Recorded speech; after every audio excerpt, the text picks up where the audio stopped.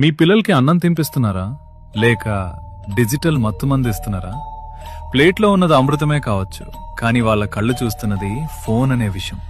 ఆ స్క్రీన్ వెలుగులో వాళ్ళ అన్నం తినడం లేదు మావా, ఒక హిప్నటైజ్ చేయబడిన రోబోలా యాంత్రికంగా నోరు తెరుస్తున్నారు.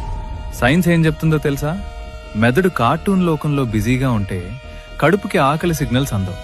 దీన్నే మైండ్లెస్ ఈటింగ్ అంటారు. వాళ్ళు ఏం తింటున్నారో వాళ్ళకే తెలీదు. దీనివల్ల భవిష్యత్తులో ఒబేసిటీ, డయాబెటిస్ మరియు జీర్ణ సమస్యలు వాళ్ళ శరీరాన్ని తినేస్తాయి. అన్నిటికంటే బాధాకరమైన విషయం ఏంటంటే, ఫోన్ చూస్తూ తిన్న పిల్లాడికి కూర రుచి తెలీదు. అన్నిటికంటే ముఖ్యంగా అమ్మ చేతి స్పర్శ కూడా తెలీదు. మీరు వాళ్ళను మనుషులుగా పెంచట్లేదు, భావోద్వేగాలు లేని జోంబీలుగా మారుస్తున్నారు. ఆ స్క్రీన్ మీ బిడ్డను మీ నుంచి దూరం చేస్తోంది. 2 రోజులు ఏడ్చినా పర్లేదు, కానీ వాళ్ళ భవిష్యత్తును నాశనం చేయకండి. అన్నం తినేటప్పుడు నో గ్యాడ్జెట్స్ రూల్ పెట్టండి. వాళ్లతో మాట్లాడుతూ కథలు చెప్తూ తినిపించండి. ఆ బంధాన్ని కాపాడుకోండి. తల్లిదండ్రులందరికీ ఈ వీడియోని ఇప్పుడే షేర్